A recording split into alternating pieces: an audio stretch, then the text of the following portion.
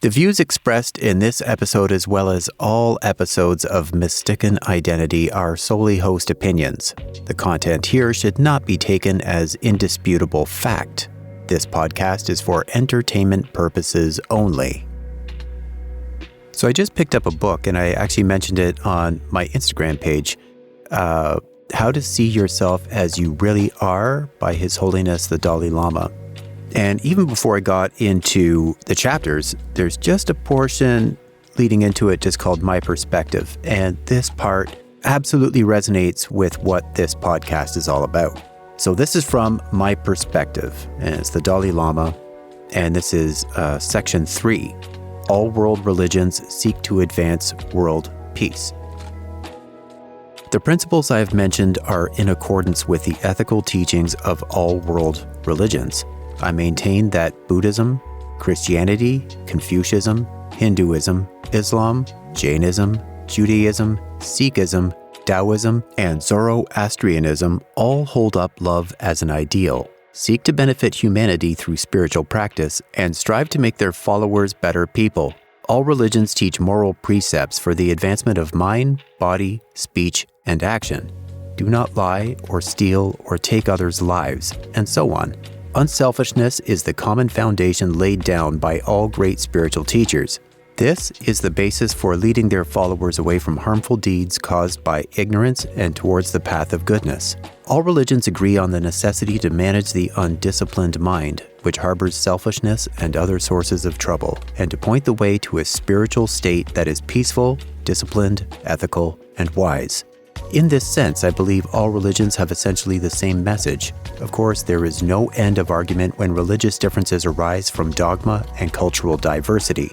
However, it is much better to implement in daily life the goodness taught by all religions than to argue about minor differences in approach. There are many religions seeking to bring comfort and happiness to humanity, just as there are many treatments for a particular disease. All religions endeavor to help living beings avoid misery and find happiness. Although we may prefer one religious perspective to another, there is a much stronger case for unity stemming from common desires of the human heart. Each religion works to lessen suffering and contribute to the world. Conversion is not the point. I do not think about converting others to Buddhism. Instead, I try to think of how I, as a Buddhist, can contribute to the happiness of all living beings. While I point out that the fundamental parallels between various world religions, I do not advocate a new world religion. All the different religions of the world are needed to enrich human experience and world civilization. Our human minds, with all their variety, need different approaches to peace and happiness. It is just like varieties of food. Certain people find Christianity more appealing. Others prefer Buddhism because it does not advocate a creator. Everything depends upon your own actions. We could make similar cases for other religions as well. The point is clear. Humanity needs all the world's religions to suit varied ways of life, diverse spiritual needs, and inherited national traditions. Now, it does go on from there just a little bit, but I just decided to cut it off at that point because that's what highlights exactly what the intention of this podcast is always going to be, even though I do not practice Buddhism.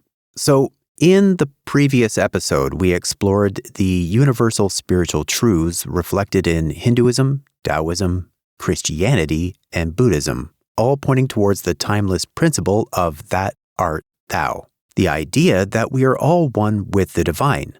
Today, we shift our focus to the spiritual principles of the Māori, Sioux, and Iroquois cultures. We're going to be exploring how these indigenous traditions echo the same profound truths. Now, while the Perennial Philosophy does acknowledge the presence of these universal principles in various ancient cultures, it often leaves them unexplored in detail. So what I did was just kind of expanded with these newer examples just to flesh it out just a little bit more. So I'm hoping by diving into these 3 indigenous worldviews, we aim to highlight how the Perennial Philosophy holds true not just in its more well-known context, but in its perennialness. That is, its universality across time, geography, and tradition. So let's begin with the Māori. So in Māori culture, Whakapapa, meaning genealogy or lineage, forms the backbone of identity and understanding. However, Whakapapa is not just about human ancestors. It also encompasses the connection to the land, which is called Whenua, the natural world, and the gods Atua. Through Whakapapa, the Māori view all elements of the world as interconnected layers, with each generation and being laid upon the previous ones, creating a unified and continuous lineage. In the Perennial Philosophy, that art thou speaks to the realization that the individual is not separate from the larger universe. Instead, the divine essence that animates all things is present in each individual. Similarly, Whakapapa embodies the idea that every person is not an isolated entity but is inherently connected to the cosmos, the gods, and all life forms through an unbroken lineage.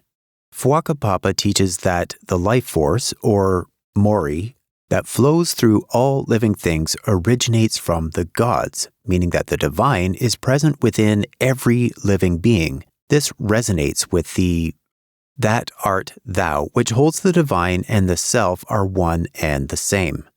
Whakapapa not only ties Māori to their ancestors, but also to the gods and the land, meaning that they are never separate from the larger spiritual reality. So this mirrors the idea that art thou, that realizing one's oneness with the divine is the essence of spiritual awakening.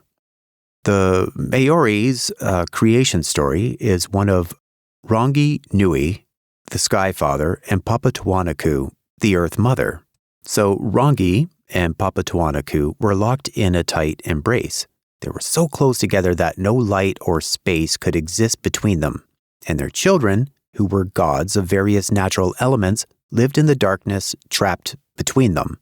These children, Tana Mahuta, which is the god of forests and birds, Tangaroa, god of the sea, Tumata Uenga, god of war, Rongo, god of cultivated plants and peace, Haumia Tika Tika, god of wild food plants, and others, grew frustrated with the confined, dark world they were living in.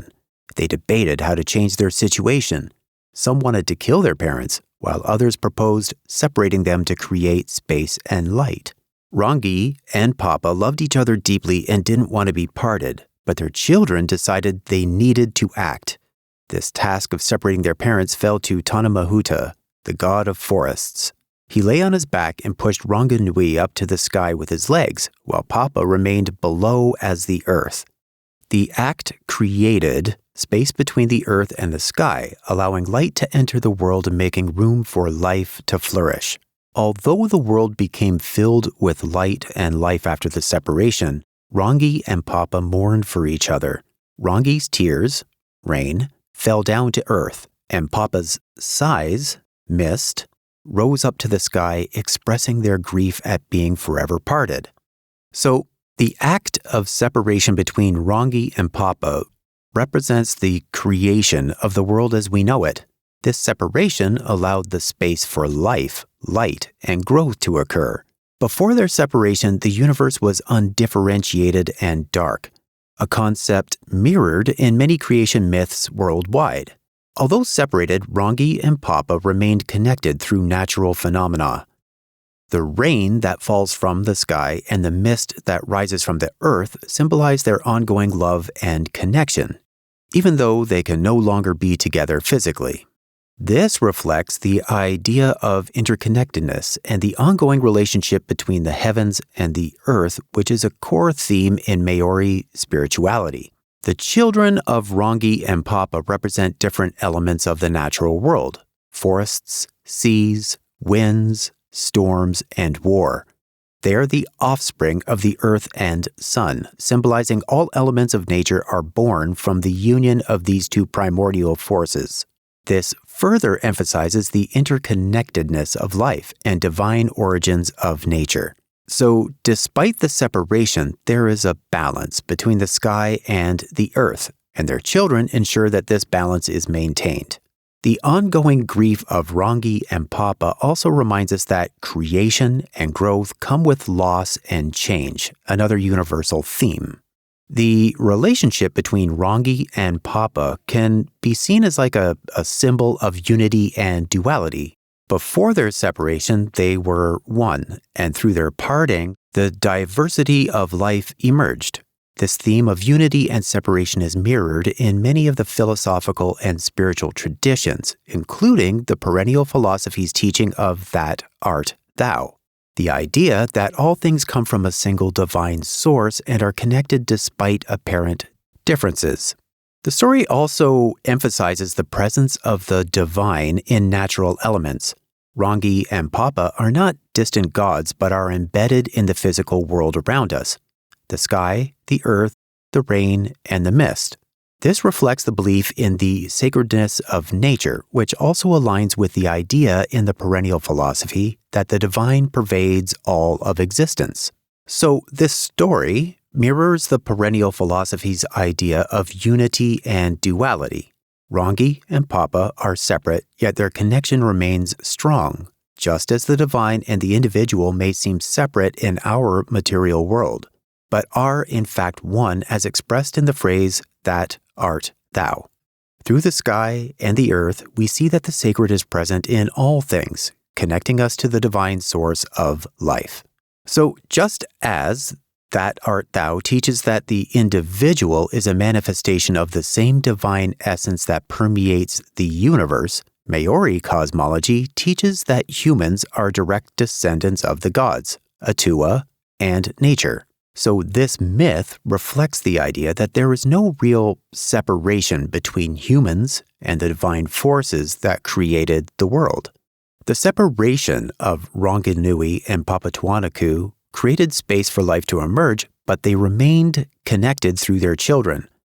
This can be seen as the expression of the inherent unity between creation and the divine, much like that art thou suggests that though there may appear to be separation in the material world, all things are ultimately one. So this illustrates how the Maori cosmological worldview echoes the same understanding of unity found in the Perennial Philosophy. Their children, who represent natural elements like the ocean, forests, and storms, show that the divine permeates all things, much like the perennial view that the divine essence is present in everything. In Maori tradition, Mori is the life force that flows through all living things, connecting people, animals, plants, and the natural world. It's not limited to humans, but extends to rivers, forests, mountains, and even in inanimate objects. Everything is imbued with Mori, which means everything is connected to the divine source of life. So that art thou speaks to the realization that the same divine essence animates all of life. In Maori thought, Mori functions in a similar way. It is the force that connects all living and non-living things to each other and to the divine. The recognition of Mori in the environment is a way of understanding that the sacred is not confined to humans but is present through the cosmos. This mirrors the Perennial Philosophy's teaching that the divine is present everywhere and in everything, making each individual a manifestation of the same sacred reality. In acknowledging the Mori of a river, the Maori honor the divine force that flows through it, just as the Perennial Philosophy asks us to see the divine in all things. The Maori hold a sacred responsibility for the care of the land, sea, and all living things expressed through Kaitiakatanga, or guardianship. This responsibility stems from the belief that humans are not separate from nature but are an integral part of it. Humans are viewed as caretakers of the natural world, bound to protect it because it is part of the same spiritual continuum. In that art thou, the realization of unity between the self and the divine leads to an ethical imperative, the understanding that harming others or the environment is in essence harming oneself because all things are interconnected. Similarly, Kaitiakatanga reflects the Maori belief that humans must care for the environment because they're part of it and share a spiritual connection with it. The respect for nature in Maori culture is not simply practical, but spiritual. Just as the Perennial Philosophy teaches that all things are manifestations of the same divine reality, Maori see the land and all of its creatures as part of their own spiritual heritage. So this mirrors the ethical dimension of that art thou. Once individuals realize they're not separate from the divine or the world around them, they must act in harmony with this understanding. Maori guardianship of the land reflects this deep respect for the interconnectedness. I have trouble saying that all the time. Interconnectedness. There we go. Of all life. Just as the Perennial Philosophy suggests that realizing unity leads to a sense of responsibility for the world. So as far as the Maori go in its relation to the Perennial Philosophy, the concepts of Whakapapa and their relationship with nature, it becomes clear that their worldview deeply reflects the essence of that art thou. In regards to the Maori, the individual is never separate from their ancestors, the god, or the land. Instead, they are part of an interconnected, there we go, interconnected web of life in which every being shares the same divine essence. The Maori belief system aligns with the Perennial Philosophy's view that the individual and the divine are not distinct but one. In both frameworks, the realization of this unity leads to a deeper understanding of life and one's role in the world. So now we're going to move on to the Sioux, particularly the Lakota branch. And they have a deeply spiritual worldview centered on the concept of Wakan Tanka, often referred to as the Great Mystery or the Great Spirit. This understanding of the divine and its relationship to the world closely mirrors the Perennial Philosophy's idea of thou art thou, which expresses the unity of the individual with the divine essence. So, in establishing that, let's explore how the Sioux worldview reflects the that art thou principle. So, in Lakota spirituality, Wakan Tanka is the overarching divine force that pervades all of existence. Like I said before, it's sometimes translated as the Great Spirit. But this term doesn't fully capture the depth of Wakan Tanka. I think it's more accurately described as the Great Mystery because it's an unfathomable and sacred presence that is both in the source of life and present in all things. The concept of Wakan Tanka suggests that everything in the universe, from humans to animals, plants, and even inanimate objects, embodies a part of this sacred essence. Much like that art thou, which teaches that the divine essence pervades all of reality, Wakan Tanka emphasizes that every part of the world is sacred and interconnected. And at this point, I think that if I just keep saying interconnected, I'm just going to get better at it. So the Perennial Philosophy's idea of unity between the individual and the divine is echoed in the Sioux belief that all beings are part of a single spiritual reality. Humans aren't separate from the rest of creation, but are integrated into the larger whole, connected with Wakan Tanka. The Great Mystery permeates all of existence in Lakota spirituality. It's not just a distant god, but it's the sacred essence within everything. And this reflects the Perennial Philosophy's idea of that art thou, where the individual is one with the divine. The same spirit that animates the cosmos also animates the self. So a core Lakota concept, and if interconnectedness gave me a hard time, this one took practice. A core Lakota concept is Mitákuye Oyás'iŋ, and I hope I said that right, which translates to all my relations. This phrase expresses the belief that all things are related: humans, animals, plants, the land, stars, and even forces like wind and rain. And it signifies that everything is interconnected in a web of relationships rooted in Wakan Tanka. The belief in all my relations reflects the understanding that no being is isolated. And I like that. I just love it because I just feel as part of our modern society that many people just feel alone and isolated and misunderstood and lost. Everything is interconnected through a shared spiritual essence, just as That Art Thou teaches that the individual is part of the same divine reality as the rest of the universe. So while beings may appear separate, humans, animals, trees, rocks, they're all expressions of the same sacred reality. This mirrors the Perennial Philosophy's teaching that the divine is present in all forms and that recognizing this unity is the key to spiritual understanding. The Lakota phrase Mitákuye Oyás'iŋ, all my relations, captures the essence of the interconnectedness of life. Everything from the smallest insect to the largest mountain is related, connected through the Great Spirit Wakan Tanka. This reflects the same truth found in the Perennial Philosophy, that all beings share the same divine essence, the same unity as expressed in That Art Thou. There's a concept in Sioux culture called Wolakota, emphasizing living in harmony and balance with all of creation. It's both a way of life and a spiritual principle that promotes peace, respect, and balance in relationships with others and the natural world. Living in harmony with Wakan Tanka and the environment is a way to honor the unity of all life. So just as the realization of That Art Thou leads to a way of living that respects and nurtures the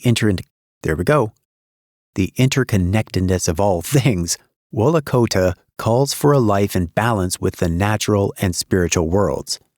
It reflects the understanding that harm done to others or to the environment is ultimately harm done to oneself because all are part of the same sacred reality.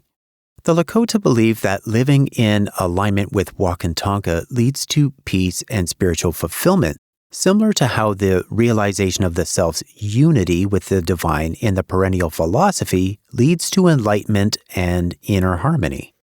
The Sioux practice of the Sweat Lodge, or Inipi, and the Vision Quest, Hamblecheapi, are spiritual ceremonies that aim to deepen one's connection with Wakan Tanka and foster a sense of oneness with the universe. Both ceremonies are paths to spiritual clarity, purification, and communication with the Great Spirit. So, in the Sweat Lodge and Vision Quest, participants often seek to transcend their personal identity and experience unity with the divine. And this mirrors the Perennial Philosophy's emphasis on dissolving the ego to realize one's oneness with the greater reality. The ceremonies aim to help individuals see beyond their individuality and understand their connection to the sacred essence of life. Just as That Art Thou represents a realization of the divine within, the Vision Quest often leads to profound spiritual insights where individuals feel their deep connection to all beings and the universe. The sacred experience is all about understanding one's role in the cosmos, much like the perennial realization of divine unity. The Lakota ceremonies of the Sweat Lodge and Vision Quest are spiritual practices that seek to reconnect individuals with Wakan Tanka, or the Great Spirit. And in these moments of deep reflection and communion, the boundaries between self and spirit dissolve, leading to a realization of oneness with the universe. And this mirrors the experience of That Art Thou in the Perennial Philosophy, where the individual awakens to their divine essence. So the Sioux worldview, deeply rooted in Wakan Tanka and Mitákuye Oyás'iŋ, and the spiritual practices that seek harmony with the divine and the natural world, offers a clear reflection of the Perennial Philosophy's core message of unity. For the Sioux, all of life is interconnected through the Great Spirit, and spiritual realization comes from recognizing this unity, just as the Perennial Philosophy teaches that the divine and the individual are one. By exploring these parallels, we can see how the wisdom of the Lakota Sioux mirrors the same universal truths found in other spiritual traditions, reinforcing the idea of the Perennial Philosophy's, perennialness. So let's focus now on the Iroquois and their worldview and how it mirrors the Perennial Philosophy's concept of that art thou, which emphasizes the unity of the individual and the divine. So Orenda is the Iroquois concept of an invisible, powerful force that resides in all living beings and elements of nature. So it's not confined to people alone, but extends to animals, trees, rivers, mountains, and even the winds. Orenda is both personal and cosmic. It reflects the idea that every individual and object possesses a piece of divine energy. So just as that art thou teaches that the divine essence permeates all beings, the Iroquois believe that Orenda flows through everything. It represents the interconnectedness of life and the shared spiritual power between individuals and the universe. Orenda suggests that human beings are not isolated entities, but are part of this great spiritual fabric of the cosmos. This mirrors the realization of the Perennial Philosophy that the self is one with the divine force that underlies all of creation. The Iroquois Confederacy's great law of peace is a foundational principle that governs their social and spiritual life. Okay, so this law emphasizes peace, balance, and unity, not just among people, but with nature and the spiritual world. It promotes the idea that harmony within the community and with the earth is essential for spiritual being. The great law of peace reflects the Iroquois belief that humans are deeply interconnected with the natural world, just as the Perennial Philosophy suggests that the divine is present in everything and that we are part of the same spiritual reality. And the Iroquois worldview teaches that the well-being of the individual and the community depends on maintaining harmony with nature. The Great Law of Peace also fosters unity within the community, reflecting the spiritual truth that all people are interconnected. This mirrors the idea in That Art Thou that the individual is not separate from the rest of humanity or the divine. Instead, all are expressions of the same universal reality. A powerful symbol in Iroquois culture is the Tree of Peace, which represents the unity of the 5 nations of the Iroquois Confederacy. The roots of the tree extend in all directions, symbolizing peace and connection with the nations and the natural world. And this reflects the Perennial Philosophy's notion that all beings, despite their apparent differences, are ultimately one with the divine. The tree's roots, which extend outward to connect all things, mirror the idea that divine essence extends to and connects all individuals. The tree stands as a reminder that peace and spiritual well-being come from recognizing our shared origins and interconnectedness. It's closely aligned with the realization in That Art Thou that we are all part of the same divine source. The Thanksgiving Address is an important Iroquois prayer that expresses gratitude for all aspects of creation: the earth, the water, the plants, animals, and celestial bodies. The prayer reflects the Iroquois understanding that all life is connected and that humans must live in balance with the earth and each other. And by giving thanks for all things, from plants to stars, the Iroquois show reverence for the unity between the individual and the cosmos. This mirrors the Perennial Philosophy's idea that realizing one's oneness with the divine leads to a deep sense of gratitude and respect for all life. And we had a creation story from the Māori, and I have one here from Iroquois as well. And according to Iroquois mythology, the creation of the world involved 2 twin brothers, born to Sky Woman's daughter after she fell to the earth from the sky world. These twin brothers, often referred to as the good mind and the bad mind, represent the dual forces of good and evil, creation and destruction. Their story revolves around their struggle to shape the world according to their different visions. In the beginning, the sky world existed above the earth, and a celestial being known as Sky Woman fell from this realm. And as she descended, animals from the watery world below helped her land safely on the back of a giant turtle, which became the foundation for the earth, Turtle Island. Sky Woman gave birth to a daughter, and when her daughter grew up, she became pregnant with twins under mysterious circumstances. Some versions of the story say it was the wind who impregnated her. Unfortunately, the daughter died while giving birth to the twins, and from her body grew various plants that would sustain life on Earth. The twins were very different in nature. The good mind was gentle, creative, and sought to bring harmony to the world. The bad mind was destructive, chaotic, and preferred disharmony. And as the twins grew, their conflict became more intense, each brother trying to shape the world according to his own will. So the good mind created beautiful landscapes, rivers, animals, and natural elements that promoted balance and life. And he represented order, creation, and light. The bad mind, however, created mountains, treacherous terrains, and dangerous creatures that could harm life. He represented chaos, destruction, and darkness. Their rivalry culminated a great battle where the good mind defeated his brother, but he didn't kill him. Instead, the bad mind was banished to live beneath the earth where his influence would still be felt in the form of death, decay, and negative forces. So this story doesn't feature defiance in the sense of rebelling against a single divine force, but it does introduce the idea of opposition and duality within creation. It mirrors some key themes in spiritual traditions that explore the tension between order and chaos, light and darkness, good and evil.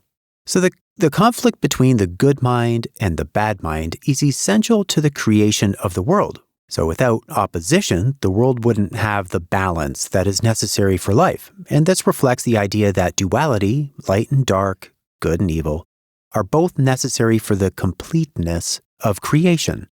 And also very, very similar to the fact that the Bhagavad Gita also is a story which is designed to talk about the battle between good and evil. And the stage is set on a battlefield. So in the Perennial Philosophy, duality is often seen as an illusion that masks the underlying unity of all things.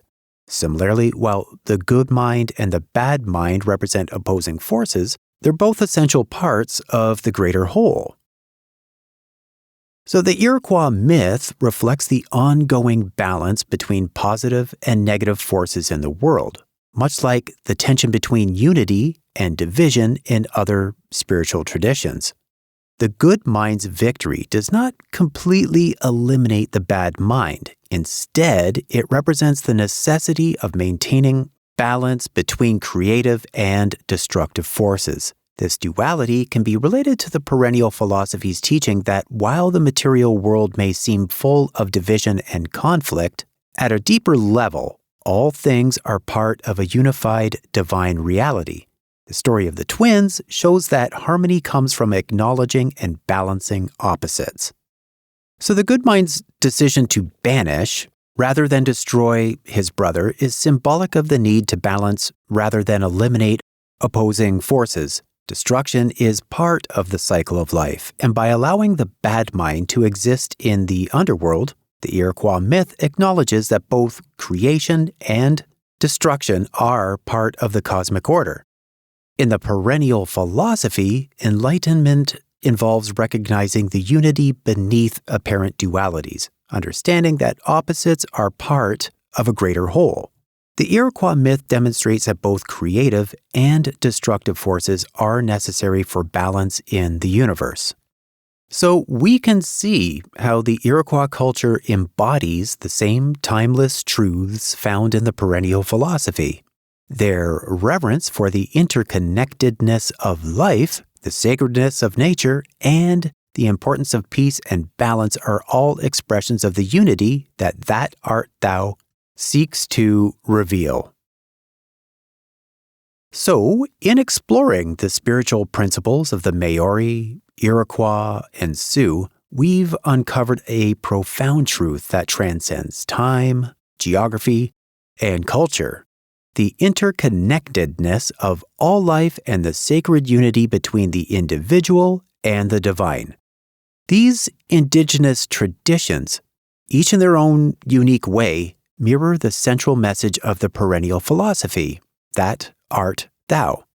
That the divine essence exists not just above or apart from us, but within us and within all creation. In Maori cosmology, the concept of Whakapapa reveals that all beings, both human and non-human, are part of a continuous lineage that stretches back to the gods themselves. This deep connection reflects the essence of that art thou. We're not separate from the divine, but part of a larger sacred whole. In Iroquois tradition, the spiritual force of Orenda flows through all beings, connecting humans, animals, and nature in a web of sacred power. Their great law of peace teaches us that harmony with others and the natural world is rooted in recognition of our interconnectedness, echoing the Perennial Philosophy's teaching of unity. And in the Sioux worldview, Wakan Tanka, the great mystery, is the unifying force that pervades all of existence. The Lakota phrase, Mitákuye Oyás'iŋ, reminds us that we are all part of the same spiritual reality, and the divine resides within each of us. These traditions remind us that the divine is not distant or separate from the world we live in. Each of these cultures teaches us that to live in harmony with nature, with others, and with ourselves, we must first recognize this sacred truth, that we are not isolated beings, but expressions of the same divine essence. And in closing, as we reflect on these teachings, there's a message of hope that emerges, a hope rooted in the understanding that, despite the divisions we may see in the world, at our core, we are all connected. In times of conflict, division, or uncertainty, this ancient wisdom reminds us that unity is not only possible, but is our very nature. By recognizing the divine in ourselves and others, we open the door to greater compassion, understanding, and peace. The Maori, Iroquois, and Sioux show us that when we honor the sacredness in each other and in the natural world, we move closer to a world of balance and harmony. And while we may face challenges, the knowledge that we are all part of something greater, something divine, gives us the strength to move forward with hope. So, gonna close off today with that, and I invite you to, carry this hope with you. That no matter the divisions we experience in our lives, there's always a deeper connection that unites us all. And I just feel that by embracing the wisdom of that art thou, my hope is that we can all find courage to create a world where unity, peace, and compassion are celebrated. I wish you and your loved ones all the best, and have yourself an amazing week. Bye-bye.